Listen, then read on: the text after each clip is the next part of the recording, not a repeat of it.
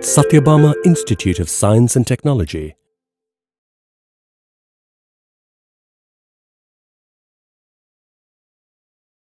Hello, welcome. This is Vishnu Priya, Assistant Professor, School of Physiotherapy, Sathyabama Institute of Science and Technology, deemed to be University. Welcome to my lecture series on vertebral column. In this session, I will be discussing about the segmental anatomy. This is my third lecture session. In this lecture, we will be discussing about the lumbar vertebra, its features, typical and atypical vertebra. Then we will be looking on sacrum, its features, and then coccyx and its features, and finally we will have a quick summary. So as we all know, we have five segments in the vertebral column. In this session, we will see about the lumbar segment, sacrum, and then finally the coccyx. Here we have the lumbar segment and then sacrum, and finally we have coccyx. So these are the segments which we will be discussing about today. Here we have the lumbar segment. This segment is going to be the junction between the thoracic segment and then the sacrum. Then we have 5 lumbar vertebrae, which is L1, L2, L3, L4, L5 and S1. So these are the most weight bearing segment of the entire vertebral column. So here we could see the 5 lumbar vertebra L1, L2, L3, L4, L5.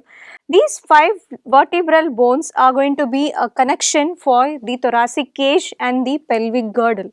So here the first lumbar vertebra will articulate with the T12 vertebra, and then L5 will articulate with the next bone, which is the sacrum. So here we have the 5 lumbar vertebrae. These lumbar vertebrae are usually bigger in size and shape. These are the features of lumbar vertebra. The vertebral bodies are usually large and kidney shaped. They are deeper anteriorly than posteriorly, producing lumbosacral angle.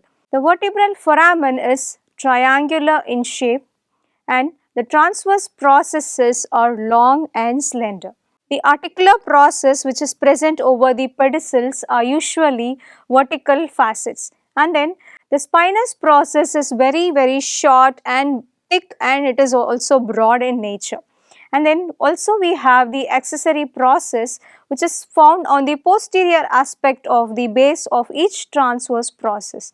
So finally we have the 5th lumbar vertebra, which has a distinguishing feature. It has notably a large vertebral body and transverse process as it carries the weight of the entire upper body. It is going to be the most weight bearing structure of the entire vertebral column. So here we could see the lumbar vertebra, which has a larger vertebral body, a broad transverse process, and also a short and thick spinous process.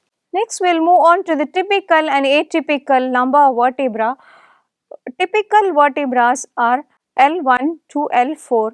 Here we have only one atypical vertebra in the lumbar region, that is L5, because it is larger in size and shape, and also the vertebral body is bigger in size. So and the transverse process is bigger in size, and also this L5 plays a very important role in forming the lumbosacral angle. That is why this vertebra is atypical. Then we will move on to the next segment of the vertebral column, which is the sacrum. Sacrum is a triangular shaped bone. Here we have a 5 sacral vertebrae which is fused into a single bone. So here we have the sacral bone.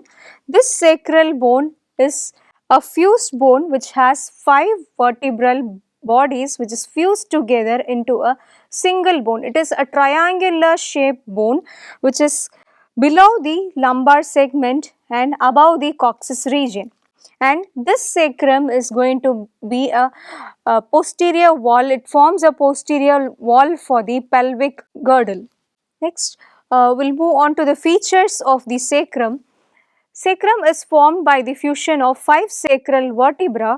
It has an inverted triangular shape and it is concave in nature. It forms the posterior superior wall of the pelvic cavity. The bone consists of base, apex, and also it has 4 surfaces. The base articulates superiorly with the fifth lumbar vertebra and is associated with intervertebral disc. So here we have the sacral bone which has base, apex, and then anterior surface and posterior surface, and then it has 2 lateral surface, this side and this side.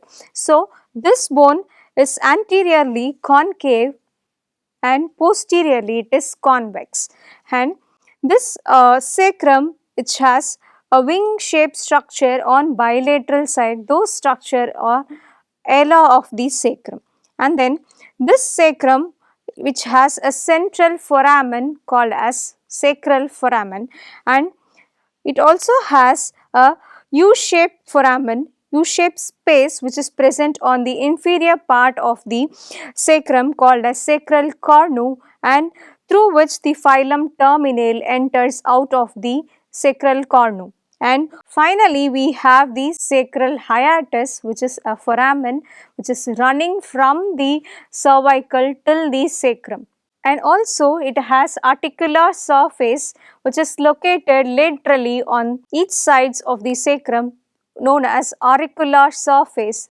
These auricular surfaces articulate with the pelvis which is going to form the sacroiliac joint. Here we have the sacrum. This is the anterior view and this is the posterior view. So in the anterior view, we could see the foramens, sacral foramens, and this is going to be the base, apex of the sacrum, and bilaterally we have the sacral ala, and below the base we have sacral promontory which is a sharp bony edge which is present below the base of the bone. And coming to the posterior view, here we have a rigid surface which has a rough surface known as sacral crest. So here we could see the medial crest, lateral crest and intermediate crest which is present over the posterior surface of the sacrum. And also here we could see the sacral canal. This canal is a continuation of the vertebral foramens of the entire vertebral column through which the spinal cord enters, but at this level we have the phylum terminale which is running through the sacral canal and exits out through the sacral hiatus. So this is how the sacrum is oriented in our body. Here we could see the anterior surface which is very smooth in nature, and posterior surface which is having medial crest, lateral crest and the intermediate crest. Next we will move on to the dorsal surface. The dorsal surface of the sacrum is coarse and rugged. It can be attributed to the fusion of the sacral vertebra which give rise to 3 bony ridges or the crest. So here we could see the 3 crest bony ridges. So this is going to be the median crest, and then we have the lateral crest, and also we have the intermediate crest. These are the bony ridges present over the posterior surface of the sacrum. Next we will move on to the pelvic surface of the sacrum which is the anterior surface. So bilaterally we could see the ala. Ala is nothing but it is a wing-like structure which is present on the superior supralateral part of the sacrum, and also we have the intervertebral foramens, 4 intervertebral foramens. Those are the fused intervertebral foramens. On bilateral side we could see the sacral foramens. Coming to the sexual dysmorphism of pelvis, so generally the gynecoid pelvis is going to be broader and wider in nature, and the android pelvis is going to be shorter and narrower in nature. And also we could see the difference of gynecoid sacrum and the android sacrum. Here the gynecoid sacrum is going to be broader in nature, and in the android pelvis it is very narrower and longer in nature. Next we will move on to the next segment which is the coccyx, which is the terminal part of the vertebral column. So here we have the terminal most part of the vertebral column which is the coccyx. It is the fusion of 4 coccygeal vertebrae. Here we have coccyx 1, 2, 3 and 4. So this is how the coccyx is fused together into a single bone. Here we have 4 coccygeal vertebrae. Next we'll move on to the parts of the coccyx. So generally this coccyx is an irregularly shaped bone. It doesn't have much features. It has only base, apex and transverse process, and also it has a coccygeal cornu which is going to articulate with the sacral cornu. We came to the end of this session. We have discussed about the features of lumbar vertebra, features of sacrum and the features of coccyx. Thank you for watching.